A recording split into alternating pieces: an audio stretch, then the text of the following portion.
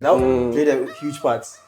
It changed my mentality on a lot of things. Because before then I used to be very quiet, laid back, almost timid. And then I realized, what do you go to do? No, but yeah, you be timid. Yeah, you're not going to be timid. Maybe that's Yeah, uncle. Anyway, welcome to another episode of the JunkieTalks. You be JunkieTalks. Take two. Yeah, welcome to another episode of JunkieTalks podcast. And today we'll be talking about navigating the job market. And we have a special person with us, and we would like to introduce him. So we go do drum rolls or Ladies and gentlemen, let's welcome Introducing Michael Ayivi from China. the latest one now. Hey, you go China, oh, they can shake. So yeah, our boy is back from China, and when he came back, he brought a baby. Where's she? Hello, Monica. The babe is on set, but then we can't take camera of the babe. But yeah, you guys should understand that babe. Hey, Take shot, counts. some things ago, I don't know something. But yeah, welcome back. Thanks, boss. Wagwan. Everything cool. Yeah. So Charlie, how was your trip? The monk excursion. You see the way they sit? It was. You see the way they sit? The monk. They make come up with the monk. It was actually fun, you know. Monk, you have to. Fun. Yeah, What type of fun did you have with it? With the babe. all kinds. All kinds. Yeah. With the babe. Monk, you're supposed to like stoic. You cut your head and sense. I cut my hair now, you know So this. you know shall only fight. Small. You know shall only fight. Show Yes. you Oh, So yeah, since you are here, you'll be the one on stand up today. And what do you have for us? Stand up, stand up and see. From China. oh, we don't do that anymore. Have you been here since? You sit. So Charlie, what you get for us stand up? What I've been working on, right? Yeah. Or like what I'm planning to do so far. Yep. Yeah. So I think for me, basically like the theme for the year, trying to do less and then taking things slow. You know, it doesn't. On one hand, I feel like it doesn't even make sense because starting the year, everyone typically starts the year with lots of plans to do, you know, like big bangs, full speed. But then If trying you to want take to it talk slow, to us direct. you know, but trying to take things slow. But then for me, I feel like it actually works and makes sense for me, you know, because over the past few years, I've realized that I've been doing a lot, almost everything I can, you know, do here and there, that type of thing. So from this year, I just wanted to take a step back, do less, but then actually do things that have high impacts than anything else. That'd be hard. Mr. Influencer. What do we make come on? Maybe I'm all. To me to us. What do we come on? When did you? Who just according with mom? Anyways, navigating the job market. Job market. Everybody here they work, right? But then one thing that ran through my head, I think sometimes you can have the knowledge, but it will be easy like that. I mean, you see the job posting, go through, apply, interviews, and then you just get a hey, it's you. Rejection email. Right. You get reservation. It will be easy like that. Yeah. For me, I think I was fortunate enough at the beginning, right? Like I was saying in the previous episode, right after taking the course, got opportunity, got some work, and I just, you know, started, and then I just switching careers from here to here, right? I don't know how the story has been for you, but okay, yeah, I think I know. How or what strategy do you use when it comes to job application? Maybe looking for the job, applying, and then getting to the interview process. So we look at the job strategy for finding the posting and all that, and applying. Then we'll look at the interview stage later on. Okay. Yeah. So, I mean, where should I start? Well, normally, when you are starting out there, definitely there are projects that you need to work on to build your portfolio, right?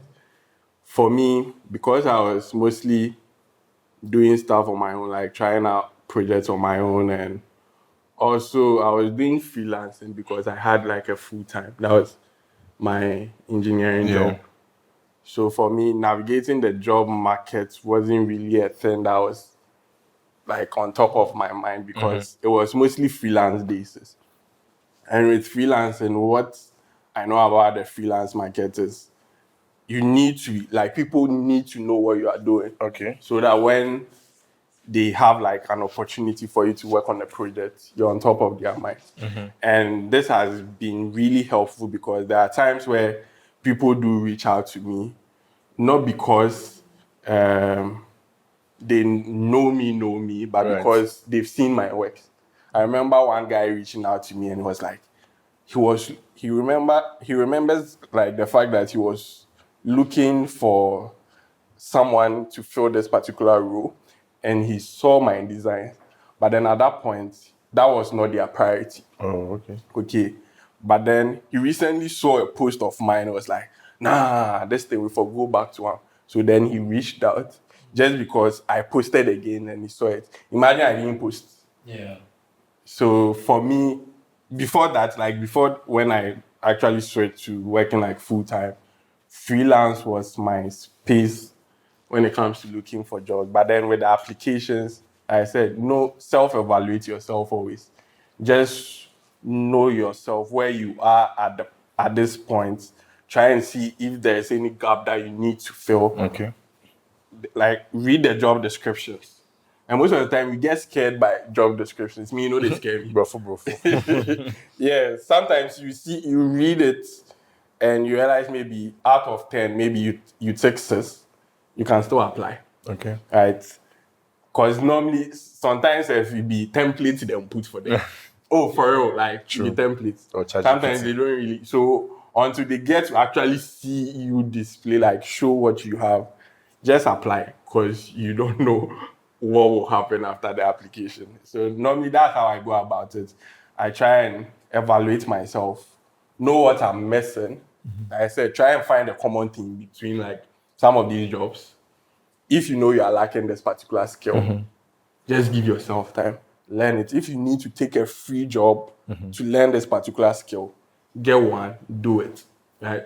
For me, it was work experience. So remember I told you about volunteering. They needed just me working in like this workspace thing.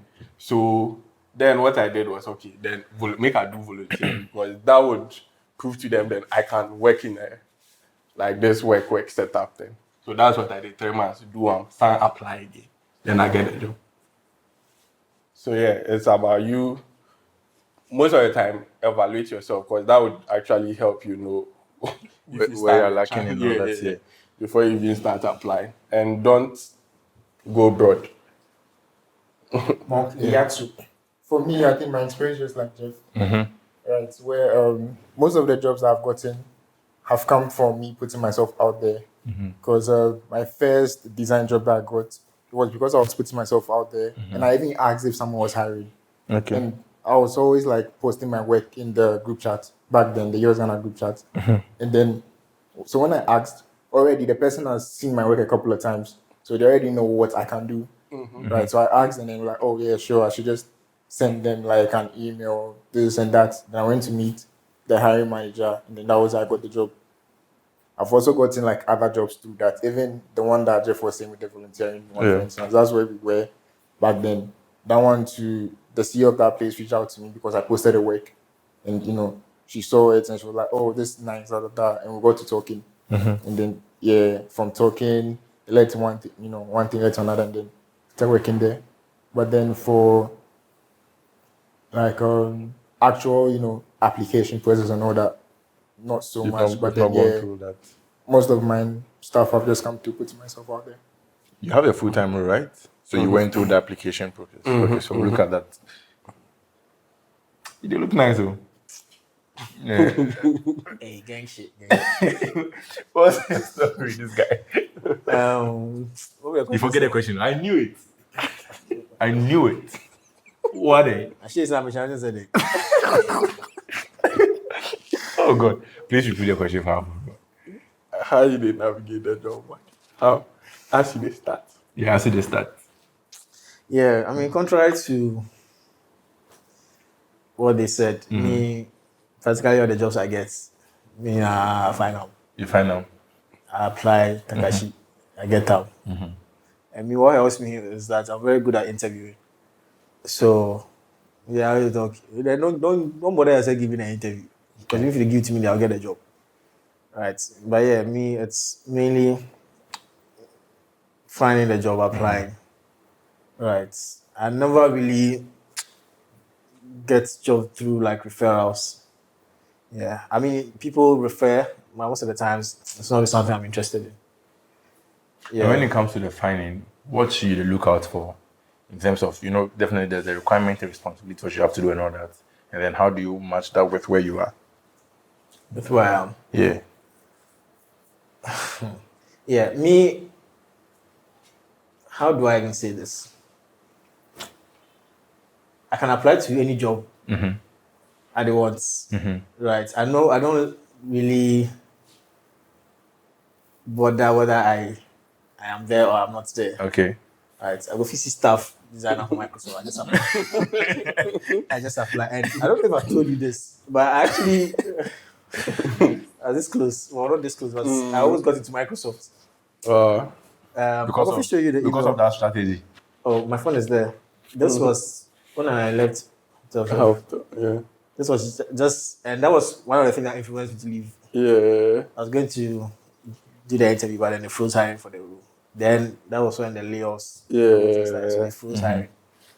So yeah, it was good that they froze it because like why I did Microsoft. Because I'm very good. I'm very good at interviewing. But yeah, me, I have, if I can call it balls. Like I don't care. I can write 20 years of experience. The Goldman Sachs thing that they say 7 years plus of experience. You don't get I to don't apply. care. I go apply. You slack give me the interview. You slack give me the interview. It's over for you. Because I just know how to go about interviews. Okay. Right. So yeah, me, a lot of the things, me now find them. Interesting. Well, me, we are blend of both. Hard jobs to referrals, and usually that one, there's nothing like interview or most of the time, quick. And I think there are times where I had to apply. I think I can't sure I had to apply, go to the interview, and I'll say that was like my very first formal interview, if I should say. And funny enough, I think if you remember, we recorded an episode of our interview like when we started. I don't know if you remember. Yeah, So I applied most of the things we shared because I remember the interview I did with your people when I was on campus. Some remember. Oh boy, pressure. Because I was not prepared. I didn't know much. I was still on campus and all that. So after that, I think we recorded the episode, learned a few things from you guys, and then I applied. And so for me, I've been on both sides. This one, they'll go to the man that's good with interviews before we come to the portfolio side, because that's part, or we should look at the portfolio first, no, interview first, because it's important. Because I got a job without a portfolio, so yeah, the interview part. What in the job market, right, in terms of product design, what is like the standard number of interviews you go to and like the stages for you from where you Hey, more than 2. Hey. No, they can't job. So wait, the most amount of interview rounds I've been through. Marshall. So like 5. So you went through 5 stages before you got a job. I mean 5, 6. So 6 in the sense that when I applied for this role, I applied. Then the person started interviewing via text. Okay. And the reason was that they wanted to like written communication skills is most important because it's a remote team. You have to communicate via Slack. Okay. So like how to communicate. If you can communicate in writing, that's one of the key requirements they are looking for. Okay. So see in an interview, they'll ask you like how did you go about user testing and everything, and how to write it. Right. So it's not like speaking. You have the freedom to use texting, like writing has to be concise. There has to be a lot of clarity in there. So I had to write it and explain exactly how I went about the interview. So that was like the first one. And then I jumped on the call with the person. So the second one, before take-home assignments came. What was the second one? Yeah, we were just chatting. And then through that, I got the take-home assignments. Okay. I forgot exactly what we talked about. But he mentioned, okay, there's the assignment. Go do it. So after the assignments, jumped on the call, did 3. and we reviewed. Go back to me, and I had to jump on a call. Another call with their CTO. That's 4, and the CTO one, and another PM. That's 5. So those ones are like more culture fit. Oh, okay. So they're trying to see if you actually fit within their system. Okay. It's not just about you knowing the technical skills. Right. They need to. Again, I always say this thing: people don't like working people they don't like. True. So they need to like you. Right. So, yeah. Which of the stages was more technical? Did they take home assignment bits? Yeah, that was the technical bit. Okay. What would you say one should do when it comes to interview? You know, you said it. You are good with interviews. So you didn't come interview me? Yeah, so teach me. No, I'm not come to interview. So, this guy. You know what? You think anybody go? Yeah, you think, yeah. Because those guys, if you come to the portfolio, they're asking a lot of questions. So, on the interview side, right, how do I ace it? Maybe the very first, yours started with text. That one has to do with communicating via text and then being concise and then making sure they understand. That one, they no go fit teach the person. Right? But then it gets to the part where you're on the call with them and you're talking, right? How do you ace that? What makes you think you're good at it? Because I'm very relaxed. Okay. Because I know I'm not going to die. Okay. And there's nothing, what do I have to lose? You will not go give me a job. That's not the end of the world. And so once you understand that, I understand that, so I'm very relaxed. Because I know, I don't need a job.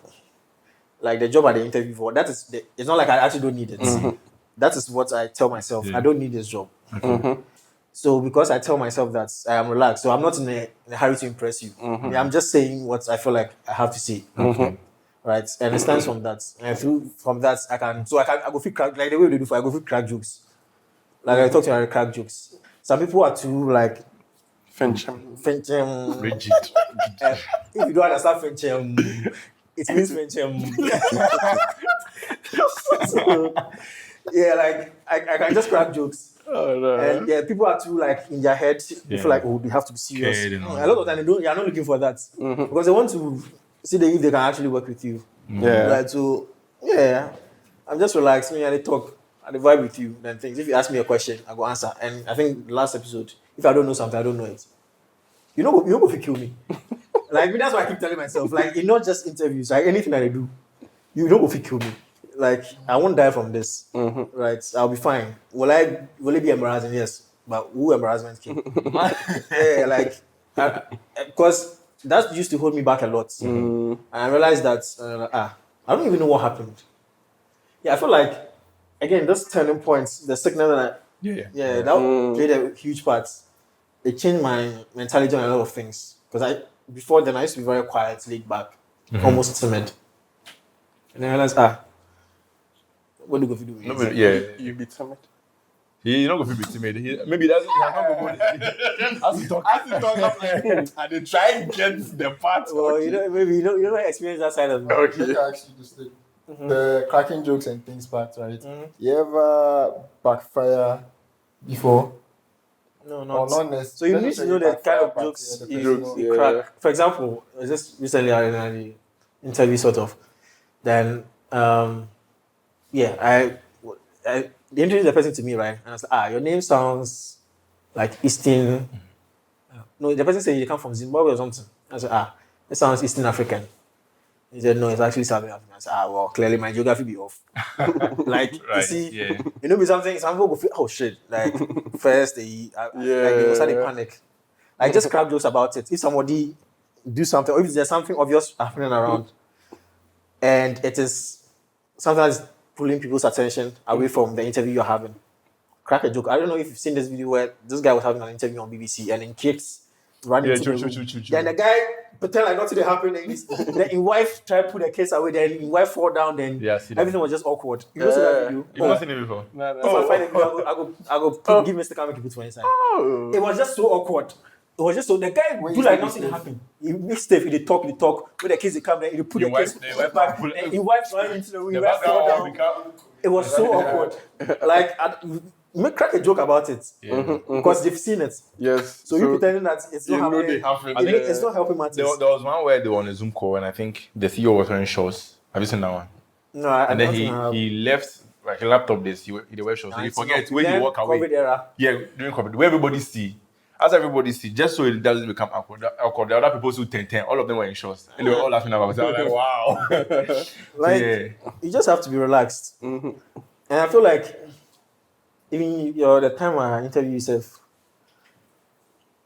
me, like, I sense that a lot of people, every time they are interviewed, they are always That tense. one is true. Yeah. So me, I always try to help you relax. Even if I see that you can't answer a question, I always try and nudge you. Because there was this time then, this guy do the work, but he doesn't know how to explain it. You've said this story before. I then nudge him to the right place, make it talk what I want him to say, so that people like Who in the know room that, will yeah. know, okay, this guy knows his shit. I don't know. I mean, Michael, If you use stupid for Mike, we understand. but yeah, just be relaxed. It's not the end of the world. I mean, yeah, there are more opportunities. If you don't get that gig, it means that's not the right gig for you. There's another gig that will actually push you. Are there generic questions that have come up in most of your interviews that you feel like people should always be prepared for? Oh yeah, tell me about yourself. I mean, that's the because I mean, even if you interview people like volunteer, me, I was. I know what we do. Yeah. I remember my very first day, that's how they prepare. I go see all I say that question is not the time for you to come and tell them Life story now. Like, yeah, I mean, for product design, I mean, yeah, tell me about it, the standard question. But for product design, like, you have to craft it in that way. Tell people about how you started product design, the journey, what you're looking for in the next 3 to 5 years. Okay. And like the role you're looking to go into. So that way you give the person a fair idea of maybe if you are fit for the long-term vision they have for that role. And then think, what other thing? These things is difficult for me to say it off. I want us to look at the technical bits of the interview, but then do you have anything to add to what you said in terms of the interview and the acing it at the beginning stage? Yeah, so don't make it feel like an interview. So It's a conversation. It's a conversation. So you being relaxed kind of helps. Yeah. Because then if you're not relaxed, it's difficult to have like conversation with you because your mind don't make So yeah, have a conversation with the person. Shall they talk like how you talk to your friend, but then be smart about it. Like be some jokes you go make. Exactly. You go make. Like be smart about it. Know how to. If you are not good at crafting jokes, you'll be fine. But then just have treat yourself. Yeah, just have that convo with. If you get questions, best questions. Like I think talk to the person. Don't wait till the end to ask questions. Yes, that was one thing I learned from one of the episodes we recorded. So that interview I did with the company, he asked me the question, I answer for the question come up, I asked him, and they'll answer like you will just say they also want to let you know things about the company. So I want to be true. So yeah, that'd be what. Oh, yeah, they can't talk. You also have to do your research about the company and who's going to interview as well, right? Because I'm guessing that by all means, maybe you get like a Google Meet invite to the person's name or something, right? Okay. Right now, then things be easy. Everyone is online, so you can basically just pick their name and then find them. If you find them, you can check their social. Just like that's happened to all of us. Oh yeah, you jump on a call, then they start mentioning things from your socials and everything. Yeah. So you can also do the same thing about that person, just so maybe at least like the first 2 minutes or whatever, you can just use that as small banter before talk starts. That's the first when I was interviewing at Hotel, and I go there interview, like I catch the office, and there was this guy sitting next to me. It was at that point SRE. So then when they had a chance, so let me like things that I assume because of maybe the way I research about the company, I know everything about Hotel at that time. Yeah, I figured this guy no. I was like, you know Hotel, okay, cool. So I talked to her, I realized I don't know something. I was like, do you know what the company actually does? Tech company, SMS. Like, you don't do research at all. Yeah, that's not good. Yeah. Good luck, my nigga. Yeah, cause good luck. Yeah, true. Good luck, my nigga. True. Hey, I'm really sure I know guys because I never see her for the company. So I mean, like, it's things we might take for granted, but do your research, know everything about the company. Like, really know and ask some of these questions. It wouldn't really matter at the end of the day when you get the job. Yeah. But it will show them. That you're interested. Yeah, you're interested in design. You know how to ask questions. I've been in an interview where they asked me what I thought about your website before. I was so surprised. And luckily for me, I mean, that particular episode, I've forgotten what title, but we're talking about interviews.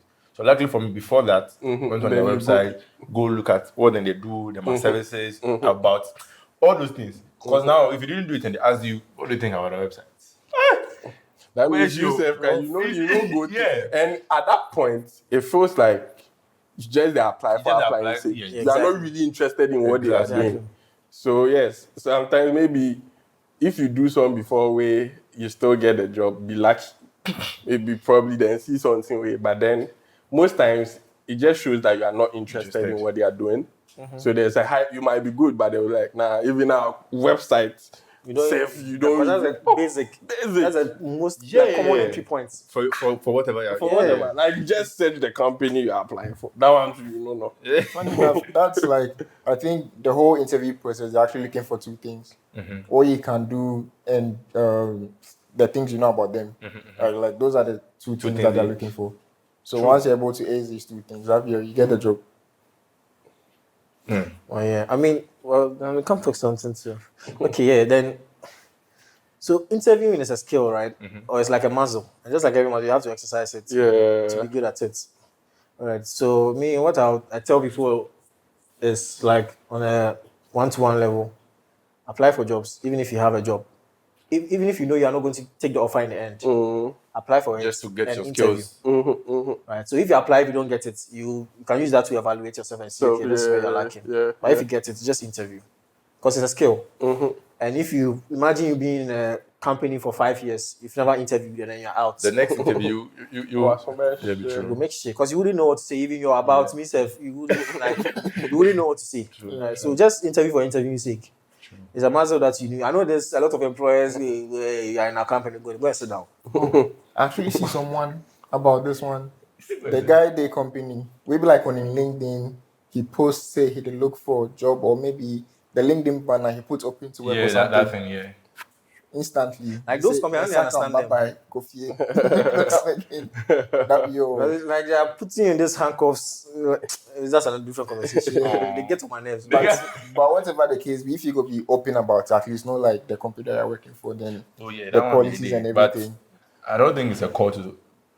You have to be smart about it. Yes, That's the the thing. best- You the have best- to that be one, smart yeah, about definitely. Because ideally, if you dey work with somebody, you think you are in for the long term, and With the person. you later realize the person they make plans behind your back. Naturally, you go feel some way. But then people take it to the extreme where they cut you off. So in the terms of like company, they'll be like, you know what, we're not gonna work with you again. That be petty gimme. Just know why as a good company, just know why the person, maybe probably be money wise. So then if you really want to you keep this person, Yeah. then have that convo with that person. Okay, why are you looking for like open? You get. Yeah, but then I don't know. There's this rule thing in this industry where I don't know who is like taking charge of that particular thing where it's supposed to be like this. If it's not like this, you are they are not doing. too like Yeah. strict on how things are supposed to be done. I said last year I made a post about the fact that why is it that most companies wait till you are leaving before it's either they give you a new offer if you are leaving their company. Yeah, true. They wait till you are almost and they give you a new offer, or they tell you they can't actually pay you this much, but then when they are hiring, they spend much more than even maintain you in their company. Because bear in mind that if they get a new employee, they need to train that employee like to the cost of hire. Be much more than that. And Can just retain. that particular post, bro, the message I gave for and having that convo with people made me realize that we are so caught up in the so-called this is how it's supposed to be, but then we are not actually answering questions like, why are we not doing it different? Like, what's the actual reason why we can't do it this way? Do you get it? Because bear in mind, if you are losing a good talent and you know we actually need this person, you will have that convo with that person. You do everything to keep him. Right? But then if your reason is, maybe budget, but then at the end of the day, you are spending more to get hire a new person than keep it. Then you actually like, because you have budget. That'd be how they look like. But You then have space for finding a new person in your budget. Yeah. But paying the one you have more. Then maybe to work politics. Politics. Yeah. That's why I'm saying that sometimes there's this so-called like root thing that people are following, but then they are not being like they know they ask them about that question, why will they do them this way? Or why is it like an industry standard to operate this way? Set the standards. Yes. Maybe if they pay you, it could be so that if they pay you more, maybe you might be earning more than someone. I mean, that what I know is that like every role level, there's a Getting cap. cap. Yes. There's that. So if you want to get more, you have to be promoted. Or yes. That's why people tend to like move around in companies. So yeah, I'm not sure why, but yeah, every role there's a cap. So you need to move to get like open up another tier. Yes. And some companies are actually truthful about that. They'll tell you, okay, right now where you are, maybe we know like we can promote you, but then this is the highest you can hit. Yeah. And maybe at that point you hit that mark. So to be honest, it's either maybe probably then we'll squeeze in on some certain benefits, right, to help you stay. But if it's still not okay for you, they'll just advise you to find another company. Right. Because at that point, they are not willing to. You'll not be able to as well. Yeah. Because bear in mind that if you break it, you have to start like people will come for that particular thing. So now, you know say, if it is so, right, then you break and go so. Now people will they here, as far as they not say now then feel hit this. Then to them will start to hit that mark. Eventually you will go bankrupt as a company. So I understand that part too. But then I think sometimes some companies they draw in that so-called policy thing. Wait, let me ask a question on this one. So you hired somebody before. Lead.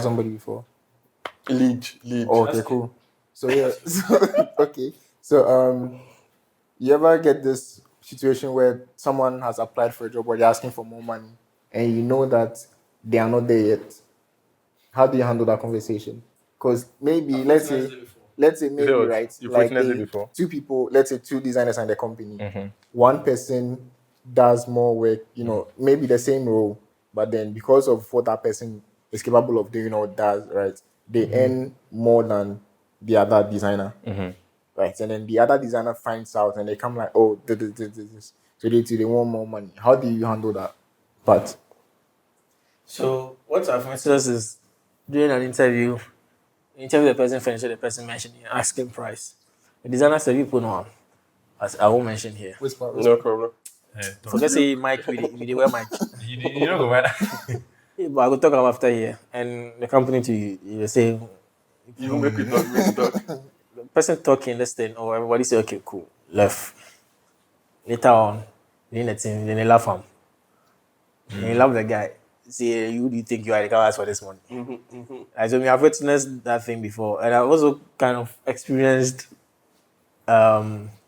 it's when like you're in a team and you discover say, oh, sorry, I'm actually not earning that much like I thought I was, and you go and ask for more. Right?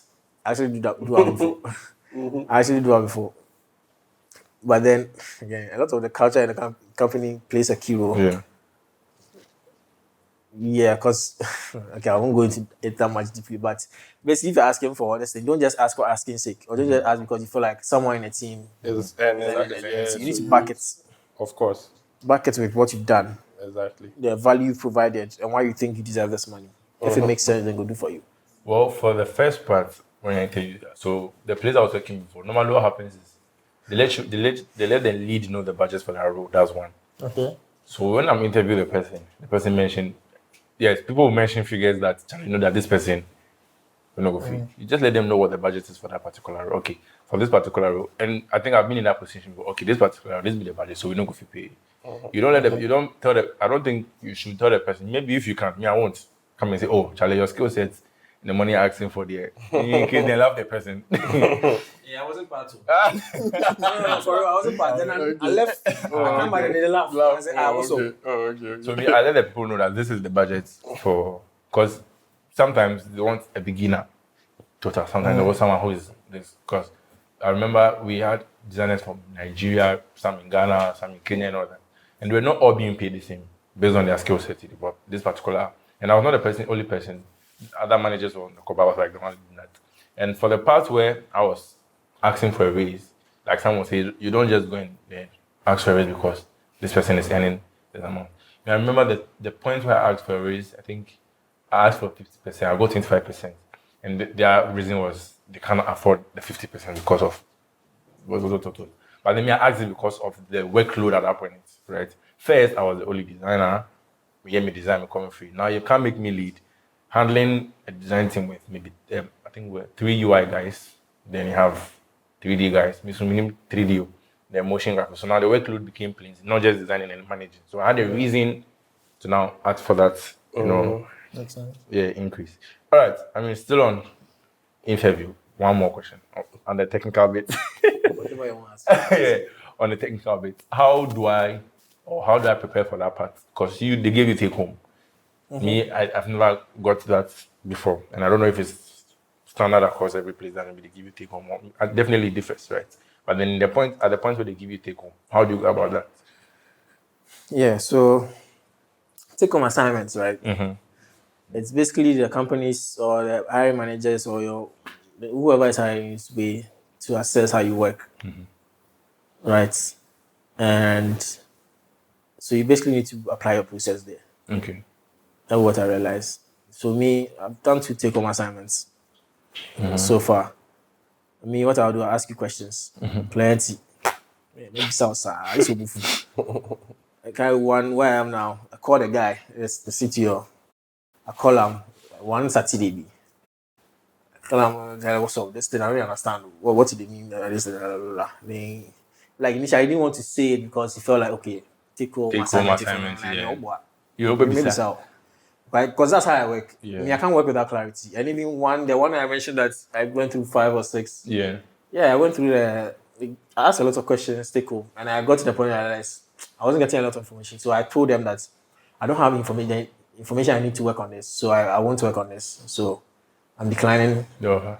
Not the offer. That point, the assignment. Okay. I'm declining the whole interview process. So I don't want because them of the anymore. assignment. Just I don't have the clarity I need to work on this thing. But then he get back to me and say, oh, he would like me to give that a try. So he give me more information and everything. Where I do everything. Yeah, I mean, obviously, ended well. Right. So me, just apply a process. You don't have to have the finished thing. But be able to walk them through your thoughts. A lot of them don't expect the finished thing. Like, what do you expect you to go and build an entire app in 2 days? Like, it makes sense. Yeah. You just want to see your process. Well, if it's their design culture, right? You understand it. It's not like I just give you take home because they want to give you take home. Right. So if you just communicate with them, don't leave them in the dark. Well, 1 week, and then on the final day you submit it, and then voila, magic. Like they are not part of the process, so they don't really care about the work you've done. But if you involve them, you ask them questions every day. You ask them every day, whatever, even if you think it's silly, ask them, and go respond. You use what you have to create the other thing. So if you are presented to them, keep saying, based on what you gave me, this is what I did, and I did this because of this thing you said, and this thing you said, and based on this assumption that I had from the data I gathered, this is what I did. They are more in tune with the process because they know like the work you put in, and they can appreciate it more in the bag. So yeah, take home there. I feel like that's the only trick, or that's the main trick I use. Okay, I've seen people say that some companies use that as to take advantage of people. Yeah. How do I spot that? So, well, I can't really say how to spot that, but I mean one way to spot that if they give something related to their product product. or their product. So that means that usually it's not related to their. Yeah, but most of the time, a lot of companies not like they are because they don't really know better on how to go about it. So it's not like they are doing it because they don't take advantage. Because a lot of the time, the things you do is not better than the people they have there. Okay. Right. For example, the login screen you did, it's not anything more than what they have there. Right. But one way to know that the company actually means business or they know what they are doing is if they give you something entirely different. Okay. something is not connected to their product at all. So maybe instead of the playlist one, what they give you? It be some restaurants thing. See, It it's be not connected. not connected. Exactly. So it's something different. So go work on bring and see. But so like that's one way to know. But as to whether they'll take advantage of you never really know for sure. Because they might give you something connected to their product, but they don't really they just want to see your skills and your thought process. So yeah. Do you have anything to add to the whole technical bits of the interview? Not really, because most of my interviews are just conversations. I haven't even done take home before. They don't give you take home for that. Or that one they do for the end there. The one, Yeah, they that don't one. give- Yeah, that one be there. Hey, That one. You see the view. I'm hot. yeah, that's serious. Though. Yeah. And they were on you. Nah. Tell you go forget everything now. Then just go put you for some room, then left you. Then yeah, you go deliver. I'm hot. You could be wicked. Oh, Oh, they not they help. oh. Nah, they I are mean, that stressed. is so cold. That did not I thought that did die. Is it? You do take home before or the technical part? Yeah. Well, yeah, outside. So, like Sam said, depending on the take home you get. For ADP, then it be more on the assumption end where you try to, like whatever assumptions you are making, you need to let them know in the process. So if you design give something, and for give your assumptions on why they go this route and not this route. So it's basically you trying to put constraints. Yeah. Yeah. So say you go feed deliver something, you get. So there's that. And there's the part where that one then go give you, so one be that one it be redesign. So it be one screen, do the redesign for just the screen. You they get. They no give any extra context information. as in, okay, this page they get this be the like users they struggle with this, then just So still based on so assumption. that one it was mainly about your visuals. Like Okay. they were trying to look at how are they structure things because the page then give me, then I see a lot of hierarchy issues, like inconsistencies. So at that point it was me, they were trying to see my visual skill at that point. So that one I do give them. I said you need to understand why you are doing certain things. So that call, but people get attention to detail. People take it to this level. The CEO can be designer. Everything from top to down, you rep him like he did Notion Everything or whatever. you Like did. he did, yeah. Questions he get for what I do. So the review, you pick one. Okay, this nav, why you do so? Why you choose this color? Why this one day? Wow. Everything, bro. With me, some of them, like I said, because I understand my fundamentals, right? And also how to yop, because you for know how then they talk. Some of them I don't really like when I was doing it, I wasn't really thinking like this big. But he based that I know how I go answer that To question. answer, true. And I know my way around. That be what me to again. I just know my way around having a question. If it's design, you don't want me to explain something. I have a way of answering that question. Although probably when I was doing it, I wasn't really paying attention. But then if you expect, all of a sudden I just didn't make the connections and give you the like, oh, it makes sense. So that was what I did. And Charlie, that be mainly it. For the technical there, it's either they are mainly testing you on one particular skill, right? Be it your analytical, your visuals, or maybe how you dey think, your thought process. So just know what they want. You know what they want by the type of like Questions. they give you, then you find a way around it. I mean, one more thing. This one just hints in one answer, then we wrap up on portfolio, right? Definitely, they'll look at case studies and all that. Your portfolio. You either you design portfolio, redesign, design. But yeah, how do I tackle that part of it? I mean, we can't cover everything on this but one, so probably we need to have another episode for portfolio building. But then just know the type of company you are applying to. Then tailor your portfolio to that. for me, when I was starting out, I wasn't really paying attention to that. Maybe just my designs I do, then I create them, send give you. And at that time, my Behance then I dey use. Yeah. So that I just go pick my Behance, put for it. And sometimes it's funny how that Behance to then they get me gigs. Like, they get me gigs, part. So that's where my thinking around portfolio, like websites, these things start to change. Because then I noticed that it's not really about where your portfolio is, but then the content in your portfolio inside. So if you are going for a company where it be the visuals, then they need that. Your portfolio show that. Show more of it. Yes. Okay. If it's the research bits, then they need, or your thought process, show that more. And also show the skill you are stronger. Okay. Make you not go show interaction. No, you are not really strong at that, but because the company needs you, they should. Eventually, Charlie, then go hire you, then you they do some hello. So just know your strength, show that more, tailor it towards with like whatever company you are applying to, and you stand a better chance of getting it. That sounds like an advert. All right, but definitely we need to talk about this. Like, because you the design portfolio plenty. All right, Charlie, no advice, because some go talk say everything we talk, you don't get advice. If you don't listen to at the back, go back. Rewind to the beginning.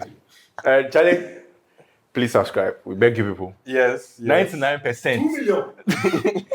Has not subscribed, so I beg subscribe. We are almost at 1,000 subs. To more subscribe. Yeah, let's hit 1K. And this episode we had Sam. Hey, Mike. what be the China guy. name you give us? Yatsu. The China guy. Zoom him on his face. The Please. China guy. Give them good. See the way they sit. That's my question. Charlie guys, we'll catch you in the next one. All right. Bye. You open Twitter, you take your phone, swipe, open Twitter, tap the Twitter thing, go and tap on that plus thing, write whatever it is you want to write before you tap on post. That's a lot of process for you to say. Like you say, it's not your connected to you. So much.